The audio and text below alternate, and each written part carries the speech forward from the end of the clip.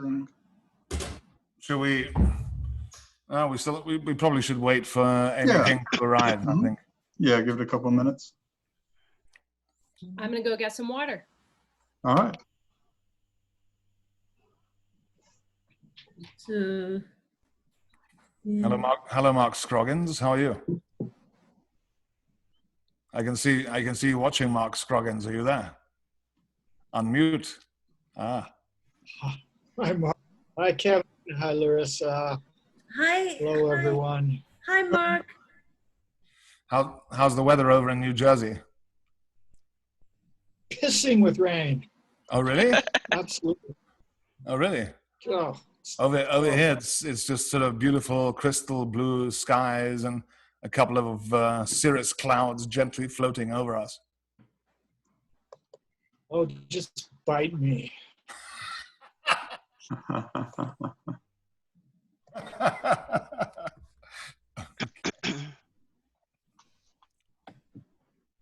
Oh, we're getting people are coming in. Welcome, everybody.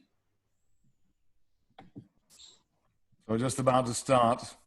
We're about to be lifting off. Mitch Korber is going to be on the open mic. Mitch, can you unmute yourself? Alt-A if you're on a PC.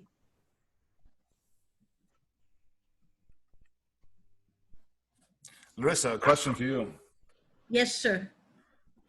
Did we land on the moon or not?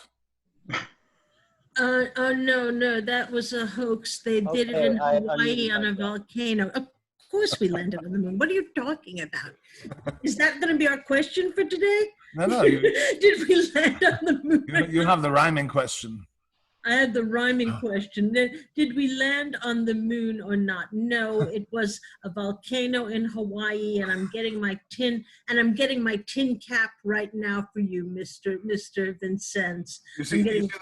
Have you seen the way the flag kind of never really sort of quivers? It's just totally straight. Yeah, that's called lack of oxygen. Great answer. Okay, guys, shall we rock and roll? Rock and roll. Take it away, Mark.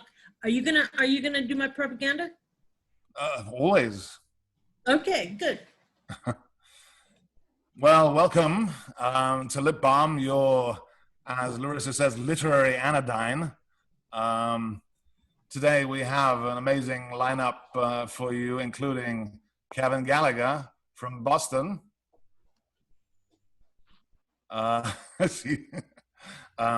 We have Amy King from upstate New York somewhere. It's Kingston, isn't it? Yeah.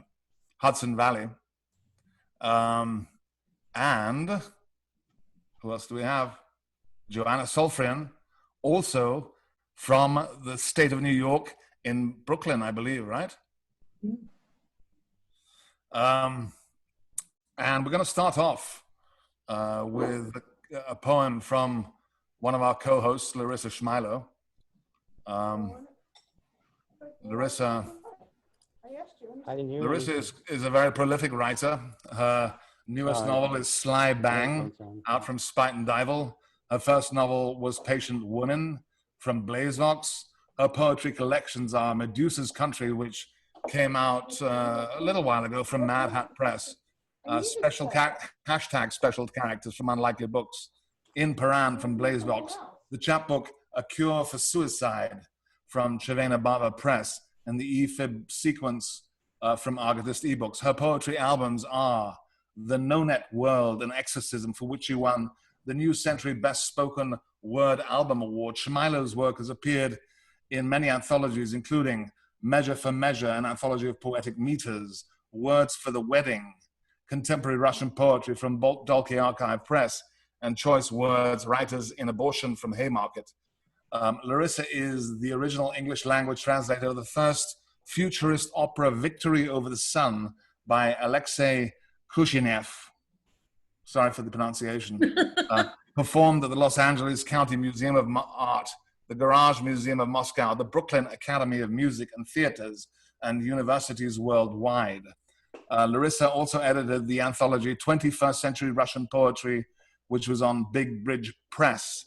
and has been a translator for the Eugene A. Nida Institute for Biblical Scholarship of the American Bible Society. Larissa, let's start us off. All right, thank you very much, Mark.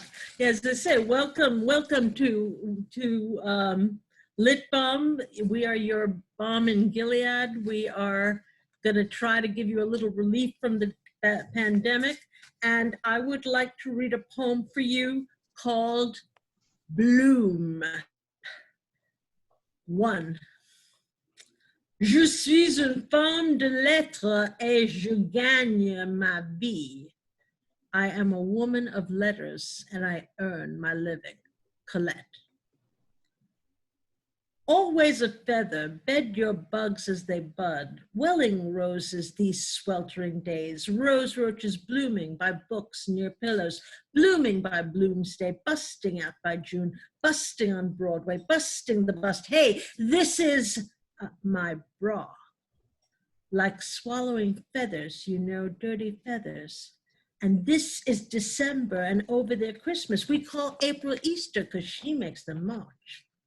Welling roses in Wellington rolls, rose roaches blooming by books near pillows, rolls with butter, rolls with jam, rolls are over, let's go, hot damn. Sweltering days as rose roaches bloom, swilling slaves in rose roaches' room, bloom concrete blossoms, bloom Broadway bottoms, bloom Pix's nose, bloom as he grows, bed your bugs as they bud, as they breed, what a breed, ill-bred, no-bred, dirty cunts puking, just giving me head. Always a fettered, filleted, and fucked, forever and all, but mostly for us. 2. Forêt sans oiseaux, forest without birds. Always a feathered, for the rest a bed, for rest a bed. Hey, this is, I know, I've had them for years. I've had it. Have you been had? Have you a forest? Have you a bed? Have you a haven? Forest of feathers, naked birds shrieking, bony birds swooping, burning birds screaming, descending like hell, blooming rose roaches, all buds destroyed, bony birds bleeding, beating, breaking, bled, for rest a bed, for rest. Fine feathered slaughter by books near pillows, rose roaches breed, bleed swiftly, and die. 3. On commence par être dupe, on finit par être fripon. You begin by being a dupe, you end by being a prick. George Sand. Always the feathers, hi, I'm Molly Bloom, blow by my bathroom.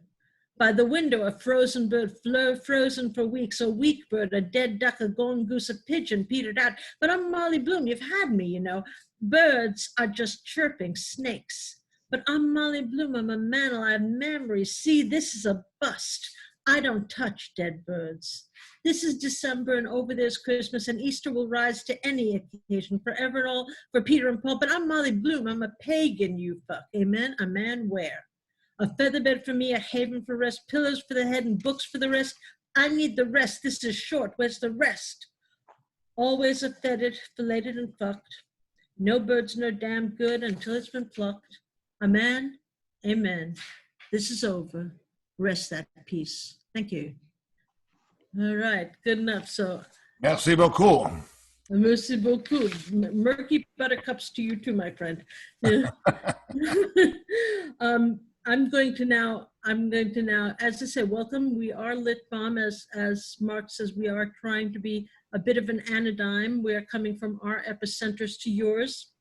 And I'd now like to introduce our fabulous co-host, Jonathan Penton, who, Jonathan will be reading. Are you reading your own or somebody else's today, Jonathan? I am not. I'm going to read something we just published at unlikelystories.org. It's on my screen, so I can't see you for a moment. Okay, I'm going to read your propaganda first. Hold on. Okay. Okay. In 1998, Jonathan Penton founded unlikelystories.org. Since then, he has lent editorial and management assistance to a number of literary and artistic ventures such as Mad Hat Incorporated and Big Bridge. He has organized literary performances. He has really done a lot in places like Arkansas, California, Chihuahua, Colorado, Florida, Georgia, Illinois, Louisiana, Massachusetts, New Mexico, New York, North Carolina, Ohio, Oregon, Texas, and Washington State and DC. His poetry books are Last Chap, Virgin Press, Blood and Salsa and Painting Rust, Unlikely Books, Prosthetic Gods, Nuisance Press, Winged City Chapbooks, Standards of Sedity, Lit Best Press, and the free e-chap backstories from Argotist ebooks, which you can download from Argotist. Just Google Argotist and Jonathan's name. And now we're going to hear Jonathan as editor, as an amazing editor for over 20 years. I can hear them, but they can't 20 hear years, me, honestly. fabulous. Go ahead, Jonathan. Someone is please. mistaken. Someone just said, I can hear them, but they can't hear me, and that person is mistaken. Maybe you. Okay. Let's see. So yeah, Unlikely has been publishing for more than 20 years. We run several poems a week, and this one is by Martina Reyes Newberry. It's called Too Long in Bed by Martina Reyes Newberry, excuse me. Too long in bed. The afternoon turns gray. Apologize for my apprehensions. Each of them, all of them, focused on the meanness and certainty of death. This is winter at its most reliable. The news speaks of iguanas falling from their tree beds, immobile in the cold weather. Frightened, I stay too long in bed. I am AWOL from my own hopes. I dream of creating unimaginable icons out of spit and clay, of kingdoms made of cliff rose and courage. Someone, I don't recall who, called death timid. I have not seen that. It's arrogant and aggressive, never afraid of itself, always certain of its own rightness. Not like me. The news shows iguanas falling from the trees, immobile in the cold weather, fair games for hawks or chefs who claim they taste like chicken. I too am immobile. Frightened, I stay too long in bed. Thank you, Jonathan. Thank you so much. As I say, an amazing editorial history of 20 years of American and international literature, emerging and prominent voices, fabulous stuff. Anybody who can do anything for over 20 years, I take my hat off to you, Jonathan. Thank you.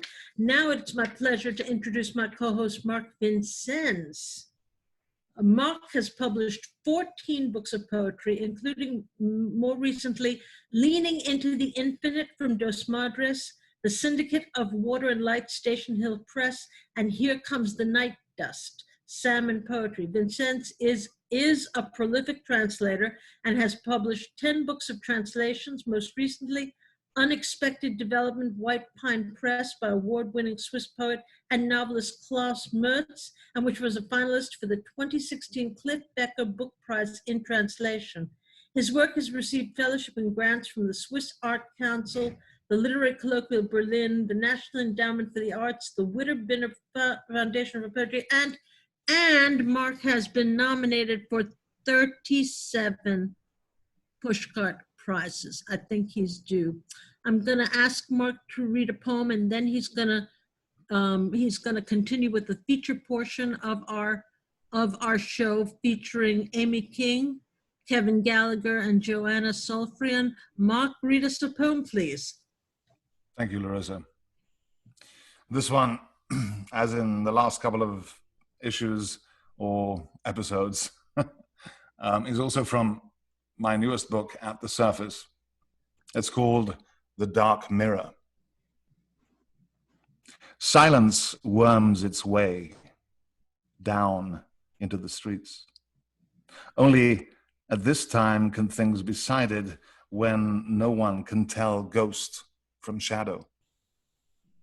Rectangles in gloomy colors, invisible the words on fluttering banners, or the broken arm of faith, faithlessly apportioning glitter and gold in all measure. The sun may be to blame, or the blossom in your hand, or the friends who have gathered here in cahoots. Flocked by foam and wave, where the mouth meets a stream of prayers, the memory of ancient brick houses, and the music of restless souls. Et voilà. And voila. Mark is now going to take over and introduce the feature section of our program. Mark, take it away. Introduce it. So, for our feature section, we're going to start with Kevin Gallagher, the man who has all the weight in his beard. Kevin is a poet, an editor, and a political economist living in Boston with his wife Kelly, his son Theo, his daughter Estelle, and a German shepherd by the name of Rex Roth.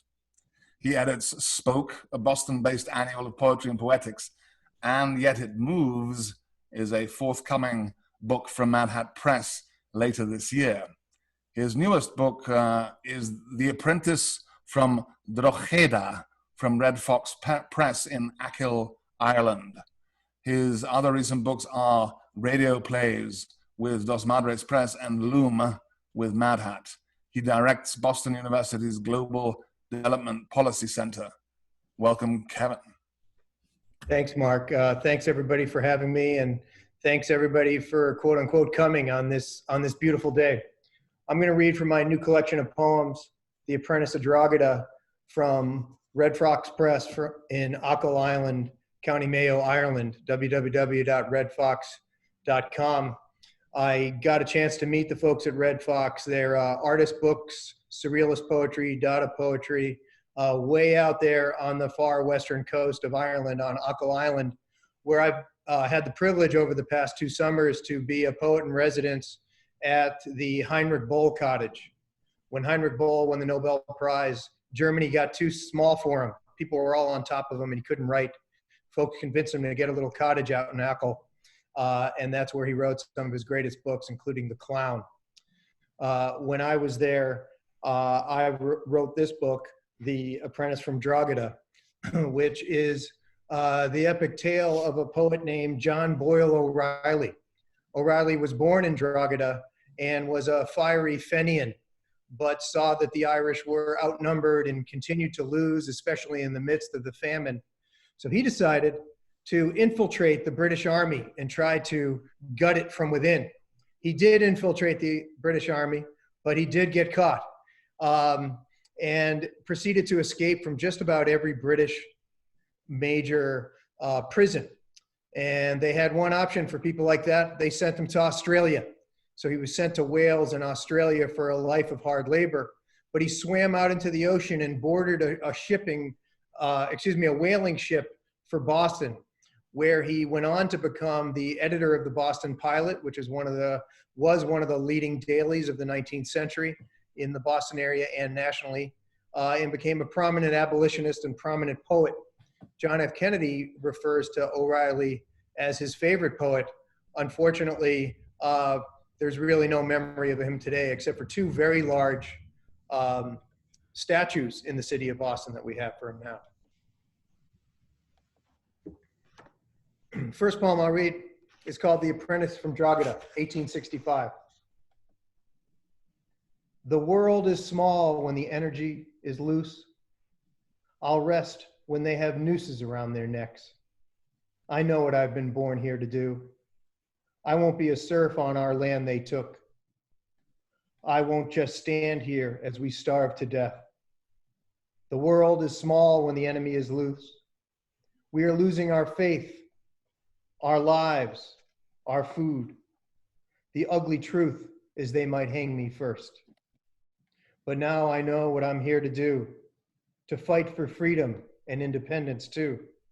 I will kill undercover in a British vest. The world is shrinking and the enemy is loose. A silent voice won't do anyone good. Life is your chance to make your own events. I know what it is that I have to do. Even if it means that I will meet my doom, at least I will die in the pursuit of truth. The world is shrinking and the enemy is loose. Now I know what I am here to do. So he goes, he infiltrates the British Army, and he gets caught. And when they get caught and you get put into a major prison, when you're a big time badass crime guy, they have what's called a drumming out for you. Drumming out, 1866. I was sentenced to life in prison, starting with 6 months of solitary confinement. Parades of troops assembled in the square in their dark blue cloth and their heavy braid, with fife and drum behind their marching feet. All for me, several thousand 10th Dragoon Guards, the 3rd and 75th Regiment, the 85th Light Infantry, and a big brass band. I also wore their cloth and heavy braid. While the large crowd stood at attention, they stripped that cloth from me piece by piece. They clothed me in a woolen convict dress. They shackled me in chains. They marched me through the streets where all of Dublin could see me in my pride. He escaped. Escape. I slid from the drains and hid in the fog until my fellow prisoners were taken back up the hill. Then I ran up the coast. I heard the prison bells when the guards learned there was no one to return to my cell. I didn't eat. I didn't drink. I didn't sleep at all for days. I was too scared to beg or to stop. Briars and branches ripped my clothes off. I heard the dogs and ran for the river. I was white fright running through the night. I dipped in slowly without a ripple. I collapsed, unconscious, and you caught me. Well, I beat you for 2 days and 2 nights, and your biggest mistake was not to hang me. This guy was so bad that there was an article about him on the front page in 1867 on October 10th in the Times of London. Times of London, October 10th, 1867.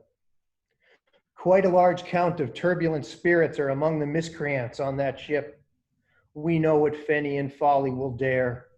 They left their country for their country's good, but a scene of carnage on the ocean and resistance to our lawful authority is within the range of possibility when mixing criminals with the Irish. These rowdies consider themselves martyrs and constitute 3/4 of the living beings who are cooped up in that convict ship. Panic has taken the Australian settlers, demanding that the ship be promptly seized before rape and pillage flows from the seas. Prisoner 9843. My job was to hack the jungle to death. After years of cutting and blasting roads, not one single white man ever found an ounce, but the Australians would never give up. Black-skinned bushmen moved all around us. Their chiefs wore hammered breastplates of pure gold, riveted to 30 pounds of iron. Separated from my compatriots, you gave me an axe and taught me how to swing. I looked at the army of mahogany, lit up by thousands of white cockatoos, motionless under the blue copper sky. My sweat would sting as my axe would ring, and those giants of a lost age fell down. He escapes, one of the only people ever to escape from Australia, somehow gets on a whaling ship to Boston. Help wanted, Boston, 1870. Positively no Irish need apply. My people were half starved and penniless, farmers without any tools for the city. Most of the men went working on the wharves. Women made factory shoes or sewed at home. But we had our will, we had our music, and we had our God. But many wondered, why did we travel here? I had worked as a printer, a soldier, a poet, a sailor. I dug ditches. I was a boatman. I was a convict, a courier, and a mahogany sawyer. For those vacancies, I had had enough. I wanted to be a newspaper man. My only weapon would be my pen. Last poem I'll read is as he ended up being one of the prominent abolitionists in Boston. I shall be counted in with the black men. Faneuil Hall, 7 December 1885. Yeah, we don't have colored people's waiting rooms, but I know many hotels in Boston where they would say all our rooms are filled if any one of you asked for a room. You can't legislate conceit out of the white people. This outrage is higher than any law. The black man is the only American who has written new songs and new music. The black man is the most spiritual, worshiping with his soul and not his mind. The black man will bring great poets, great painters, and great fashioners of God's beautiful shapes in clay, in marble, and in harmony. I shall be counted in with the black man. Thank you. Thank you very much, Kevin. And as I mentioned earlier, Kevin's new book, And Yet It Moves, will be coming out with Mad Hat Press. We still have to decide the exact release date because of obvious circumstances, but watch this space. Hello. And next up, we have... Mark the question. I Yes. forgot about the question. You forgot about it? Remember our rhyming question? Yes, let's ask Kevin this question. Ask the question. I'm supposed to ask you the question, Kevin. Do you know the question? Question. What is your relationship with rhyming poetry?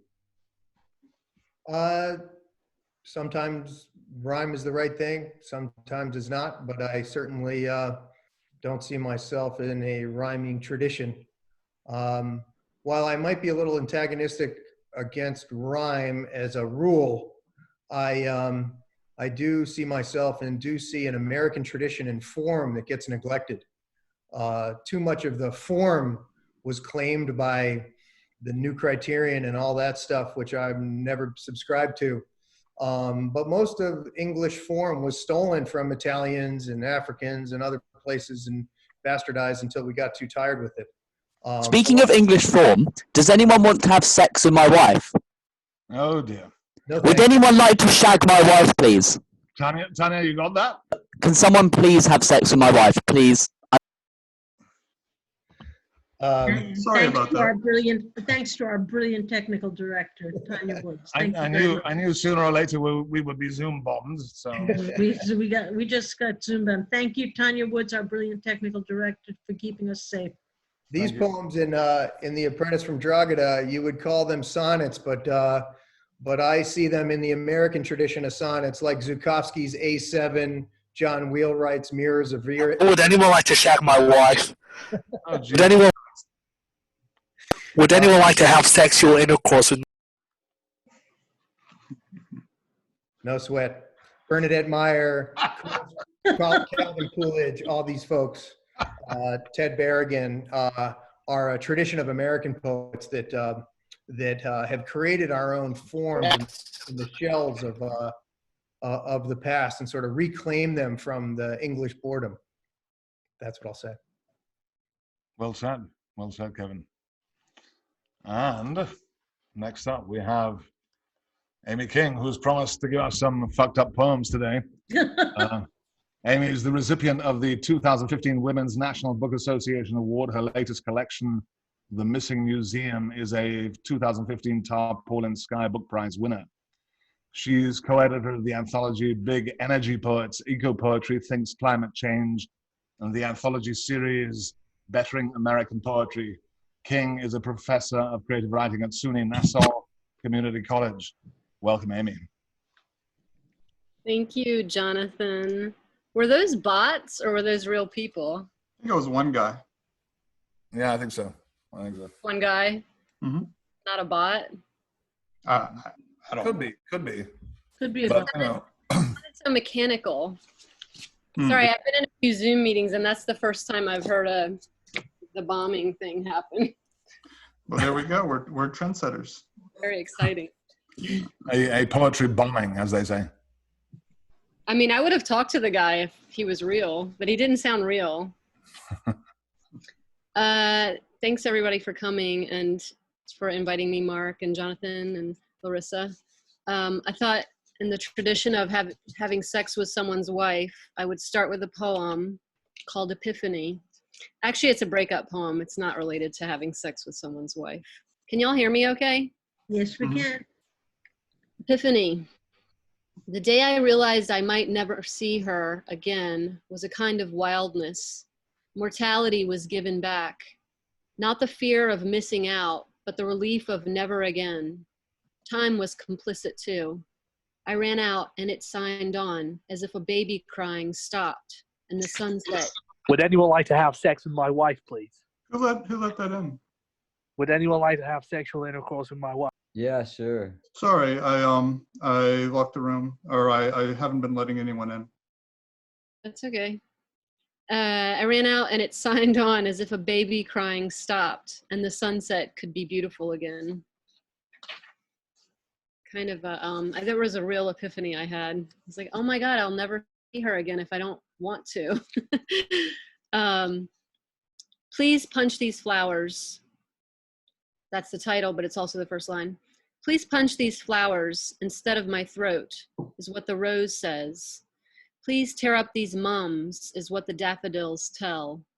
When women concentrated on gardens, it was so men would be fooled into forgetting childbearing and the heavy labor of fact that men cannot carry the pain women accept, as point of fact is lifehood and all that it requires. In other words, they said, here is a flower for all of the things you cannot make yourselves. See how the light captures and releases seeds, nourishment, and new flowers taller than the last? Hit me. I'm taller than you and older than the minutes it takes you to undo yourselves. Those are some mean poems. This is not a mean poem. This is a nice poem.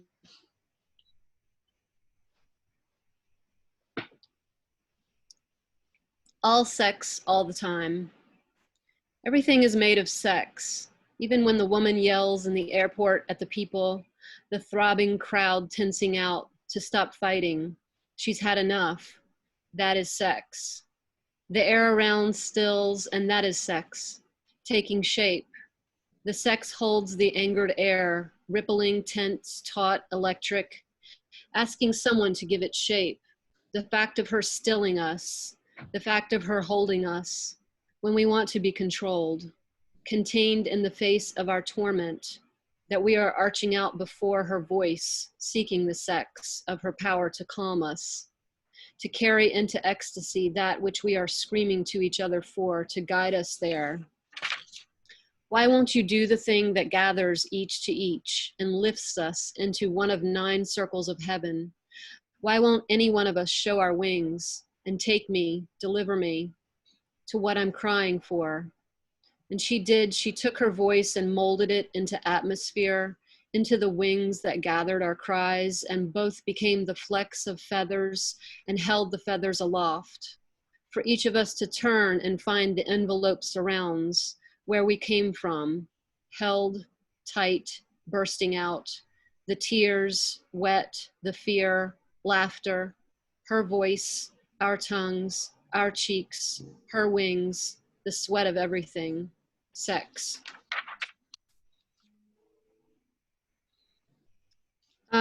This is sort of a 2-parter piece poem. I often feel compelled to explain things, but there's no point, right? Something from nothing is something again. Would it be good to stop the sun? Would it be right to end the days? Would it be clear to call the calendar gone? Would it be all moon if silver went black, if waves dissolved light as light will go? As nothing that something becomes after nothing again? The farmer stands in sadness, corruption, gladness, amidst pianos, sea organs, and soil, the churn of returning water to the ocean that comes and comes again. Not living at all, but death in the moving atmosphere of questions. Why do we die? Why do we thirst? Why do we not believe in the things that make us matter, make matter save us? In that moment, the children were so startled to see a fog bow, they called it a ghost rainbow, and asked the rocks and mammals, what does God look like? What does living look like?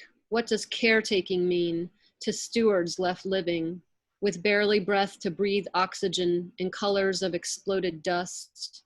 How does the rest of the story go, ghost rainbow, fog bow to follow?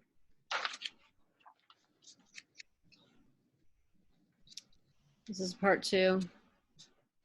The earth is dead, long live planet Earth. Ghost rainbow leads to ghost rainforest where we breathe not living oxygen, not living at all, but remnants of sea creatures, turned land wanderers with tiny legs sprouted, carried us to fire to find places we then owned. How do non-sentients get sentient? How do rocks and mammals see things that are matter conjoined, anomalous twins? Vision whose effects go both ways when the rock sheds cells, becomes dust to lungs, in same locations, but still not owning anything, the other matter taking rocks to call mine. The sky moves, the farmer farming, she alone knows the breath taken by soil, the tears, the clouds suggest the planet moves with westward water over glacial plains. Crucial to peace is this: you must choose your own. I was just playing with the idea of a fog bow with that, among other themes. There really are things called fog bows. Look it up. Good death. This is about my mom in hospice right now. Sorry if I look really sweaty. I actually just got a shower. My hair is so wet. Good death. A good death, they say, as my mother lies in a room dying. Not her own death, but the one I watched from 1,000 miles away. In the future, in the north, from the north, I descend and speak, defend and escape. She who twists knots of no longer knowing until the knowing looks like knots. A tree incapable of mooring, any ship to harbor, any mind to gravity, memory to memory. These are the days I too am on my way into a good death. I'm dying to give her the impossible, which is the only one worth living. She's still alive though. Feel up the light. I swear if how do I make love to the world is wrong, then call me Jesus and crucify me. The day my halo arrived, it was raining. The Lord was raining. It was all playing through the pain. The Lord was ourselves as reductive strategy. And color me love. Call me queer to explain my irrational crimes of humanity. Sex forgets we were more gatherers than hunting. Though we do hunt to fill the void we hold on to as a sign of our depths. Nuts, berries, dandelions make tea and salves from the forests where we echo that are no more real than fields of skies behind skies behind skies. But we repeat bury the moon down through our inside layers, our blood of dead supernovas, as strategy, as sinew, as bending reaps anyone becoming, which is still really all of us, heroes, harvesting always other people. You get down on your knees to feel up the light on its way, hurtling from universes away, dying to become us. I'll just read one. What's that? No, go ahead, go ahead. I just have one more. I didn't know how long to read for, so I just grabbed a little pile. That's good, that's good. Afterwards, where the circle hold, will the falconer be found? Will Bethlehem become again? Will we still have compelling things and a planet on fire, loosed, unsheathed? Is there anything left to kill myself for? I listen hard to the weather beat against the glass. I listen hard to the voices beyond solitude, which turns out to be no solitude at all, especially not the one I possess, but is after everything a flesh I cannot unbecome without a terrible wrenching of flesh. Do I lick the slime from the wall of a machete's afterbirth? Do I still dream of death and her underskirts? Is she still the wasp, the dog, the horse that is the rose I never planted? The circling around my unpossessed secession? Will I hear her discharge when the light becomes again? That's it. Thank you. Yay. Fantastic. Thank you. And is there anything else I kill myself for? So what's your connection with rhyming poetry? Do you have any? Tell me. I like Dickinson. I like how she upsets our expectations, but I don't have any particular affinity for rhyming. I think I do some internal rhymes naturally, but You do. And I avoid any obvious whole rhymes. What about back early when you were a kid?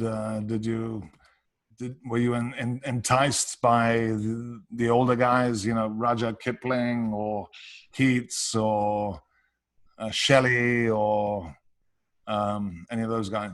I didn't read poetry as a kid. My first real poet that I thought of with any conscious care was Stein in college.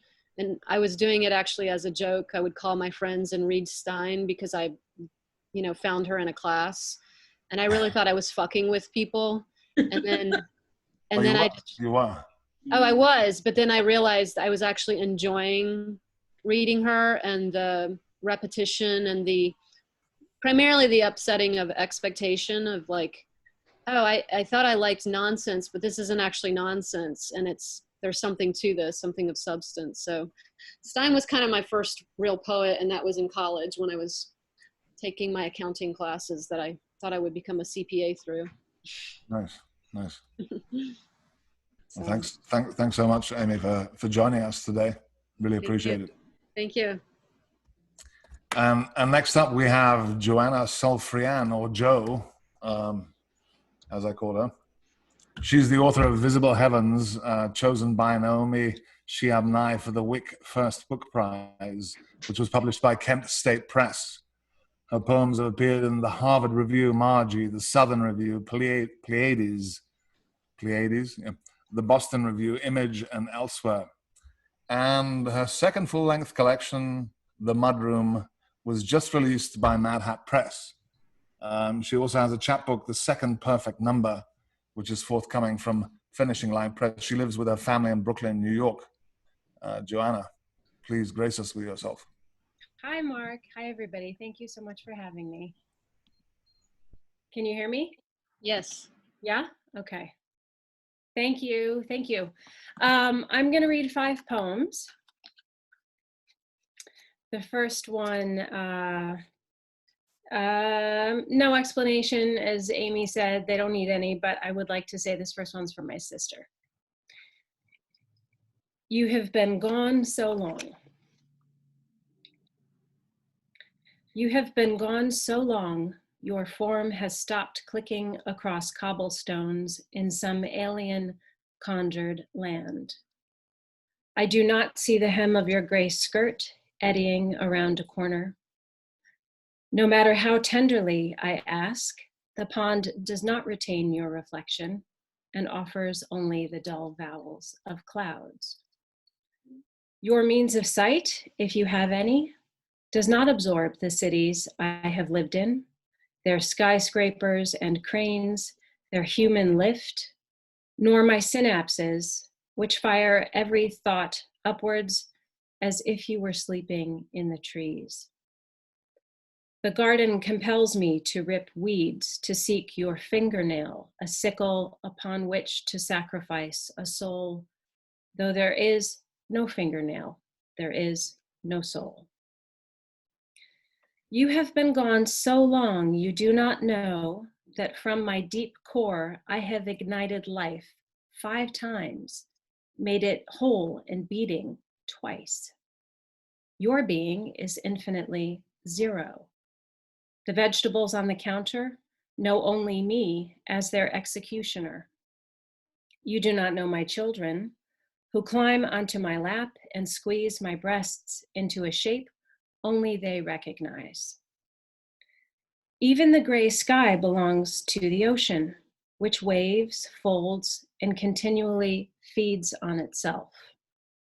You have been gone so long, I have stopped remembering you. It is such work to hear your laugh full of bells. In church, I am told you are with me. I sit here now in the sun and dust and open dumbly like a hymnal. What is there to praise? Your prodigal absence, the earthen form it takes, which is akin not only to roots, but to the hollows the roots make after they've grown away.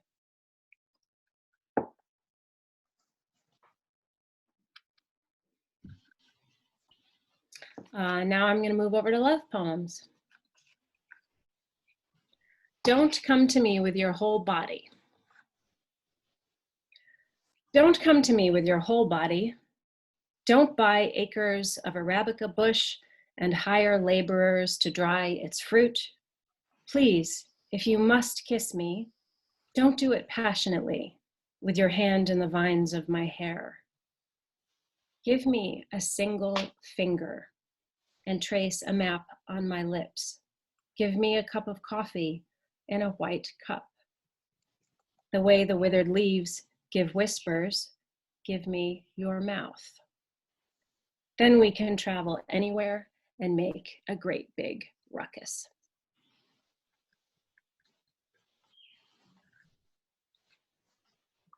It's weird that everybody's so quiet on this interface. Yay. Thank you. I was not fishing. I was not fishing. I'm just saying, like, you know, usually I feel sort of the audience, where they're with me, where they're not. And I have no idea what y'all are doing. All right.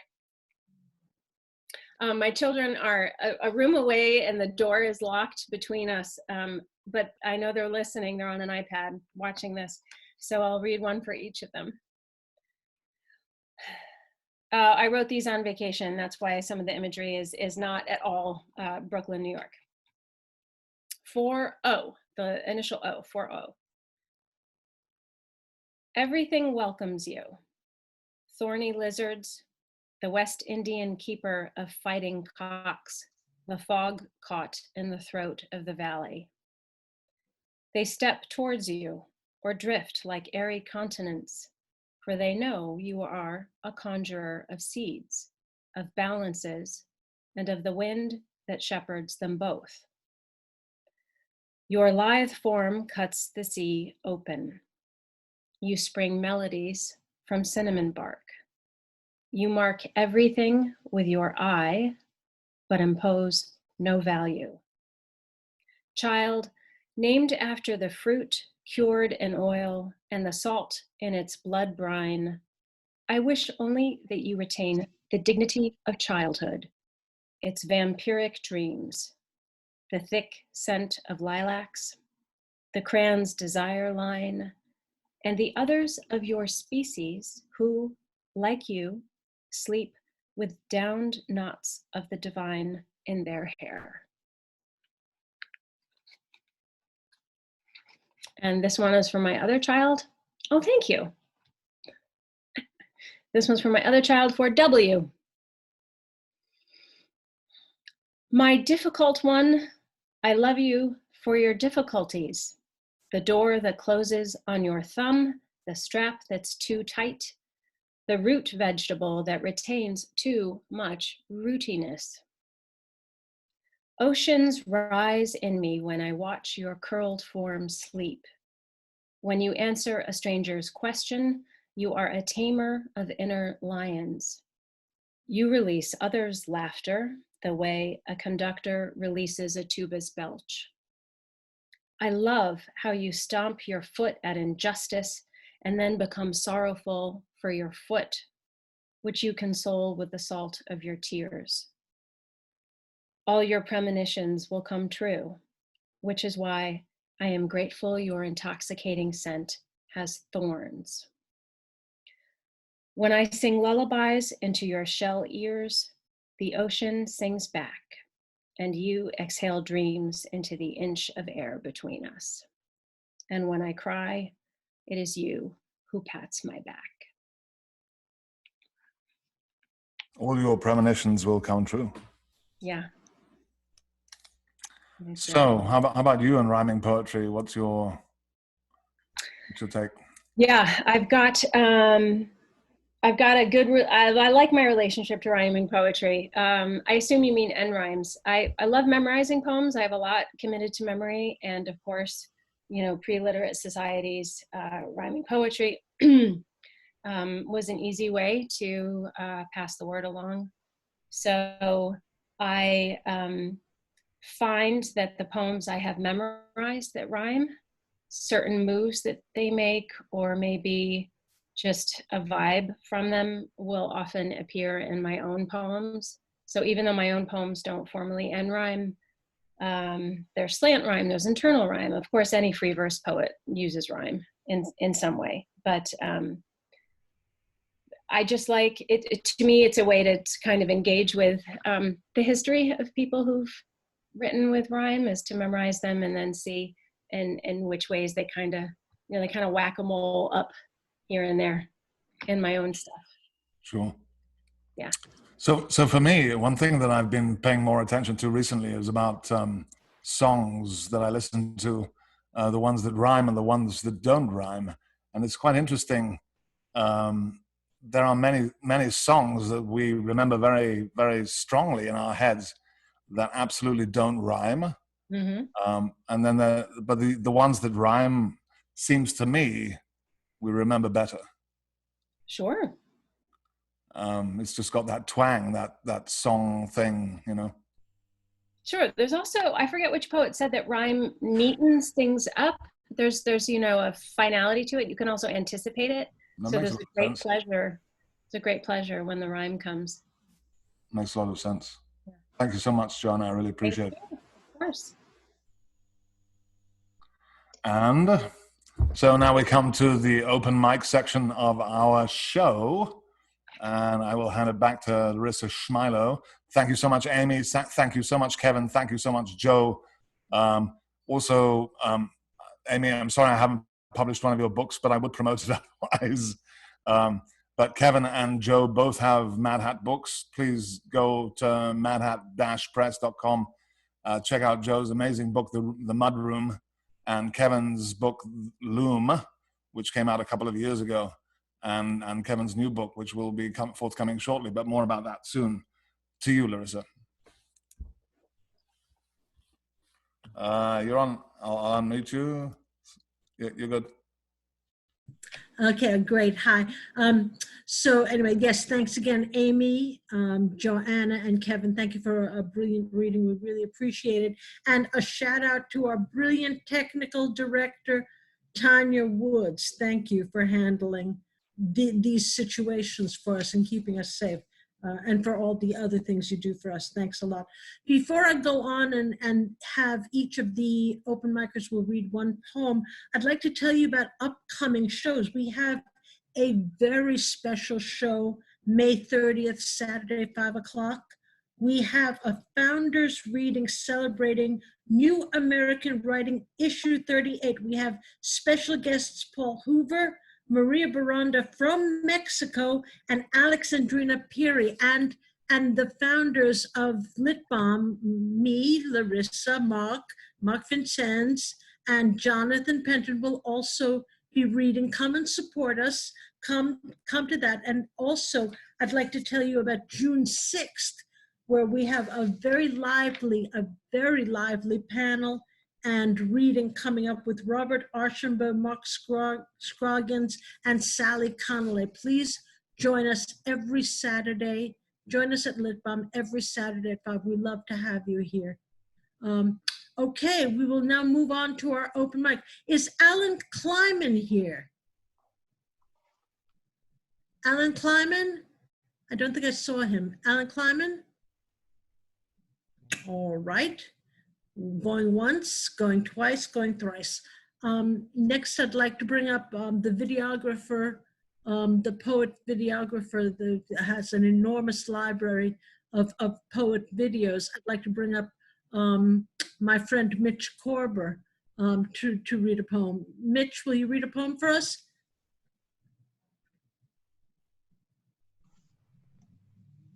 Mitch Korber. Can you hear me? We can hear you now.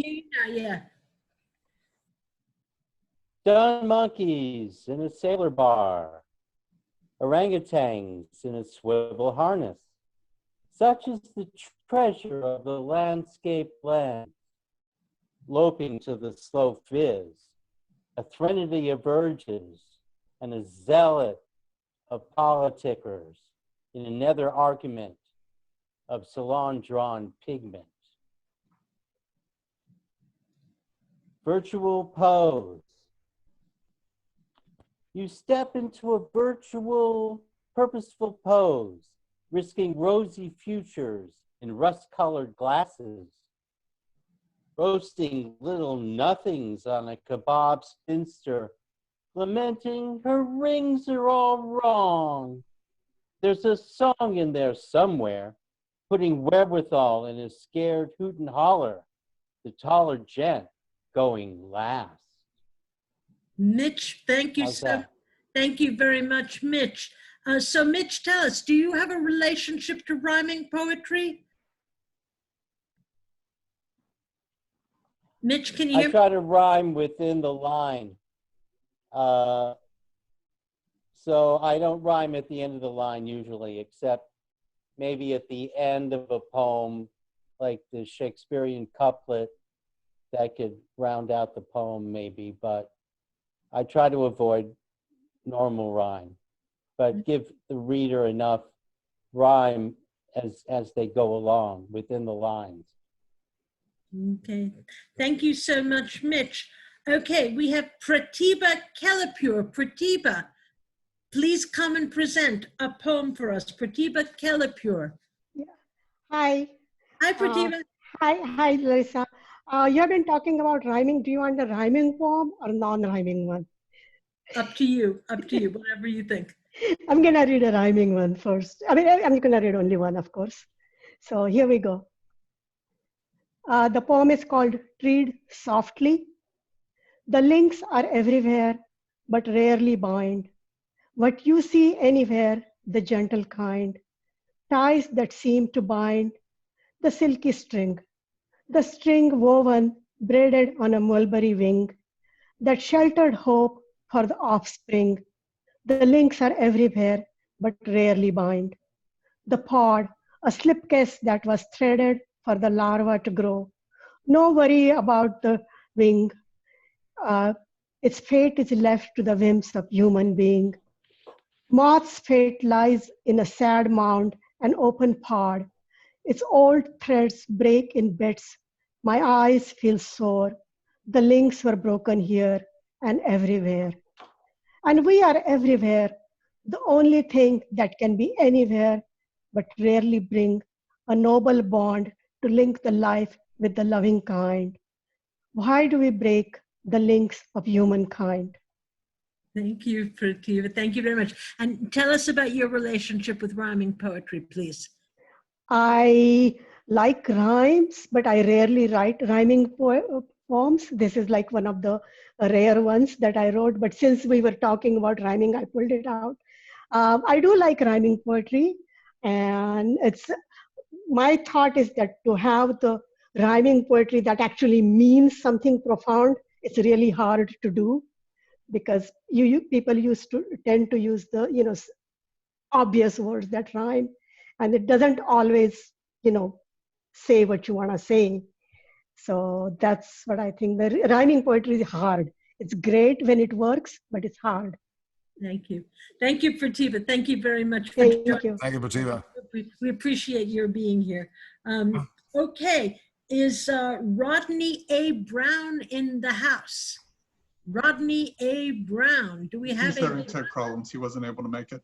He wasn't. You know what? I think I see Jeff Wright is here. I was going to. I would love to hear a poem from Jeff Wright. Jeff is going to be featuring here July 25th with Thad Rutkowski and Ron Combs, so that would be great. Jeff Wright, can you grace us with a poem? You're psychic, Mark. I was thinking the same thing. Oh, thank you. Can you hear me okay? Yes, we can, Jeff. Thanks. Oh, thank you. Thank you. Let me read just a short one here. And thank you for giving me a reading. This is a great thing to do. And those poems were all wonderful to hear. What a trio. I was taking quotes to memorize, and thank you for them. This is called, this has a little epigraph called by Elaine Equi. What is there to say about here? What is there to say about here? And it's called Shining the Moon. I've been awaiting your ivory arrival, your sickle smile. Some bruised clouds observe you warily over Tompkins Square, an earring on the sky, white lashes on a closed eye. All my troubles fall off their pedestals when you come home, stretching silence between thin horns. And would you like to shag my wife? No, I really messed that up. Thank you, thank you, thank you. Thank you so much, Jeff. Okay, tell Thank us you, Jeff. about your relationship with rhyming poetry. That's so interesting. I was really enjoying that thing. We don't really rhyme like they used to in the past, but like Mitch mentioned the what I call the hammer at the end of the couplet. I find that a lot of times the rhyme either suggests itself to me immediately, or it may not be a good rhyme, like you were saying before, but it does kind of, someone else saying, kind of close down the poem, give it a nice bookend. So I find sometimes there, and of course internal rhymes and all that kind of stuff, and I don't know, I love rhyme. It's just another tool in the old toolkit. That's it. Thank you so much. Thank you so much. Thank you so much, Jeff. We appreciate your being here. And we look forward to you reading here July 25th. We're looking forward to your feature. Thaddeus Caskey and Ron Combs are going to be joining you that day. Okay, we're at the end of our show. I want to remind you to come again, please, May 30th, when Mark and Jonathan and I will be reading and celebrating the issue 38 of New American Writing. We will have wonderful special guests, Paul Hoover, Maria Baranda from Mexico, and Alexandrina Piri. So do please join us. A shout out to our brilliant technical director, Tanya Woods. Yay! And Mark, any last words? Jonathan, any last words? Mark? Tonight, I think, let us go gently into the night. Let us go gently into the night. That would be a change. That would be nice. Thank you, everybody. Really fantastic. Thank you. Thank you, everybody. All right, I'll leave you with Thank you. Thank you. We will love like dogwood, kiss like cranes, die like moss, I promise. Thank you, guys. Thank you for a great show. Thank you, Joanna. Thank you, Amy. And thank you, Kevin, for a great show today, everybody. Thanks a lot. That's our show. Good night. Good night. Take my wife, please. Bye.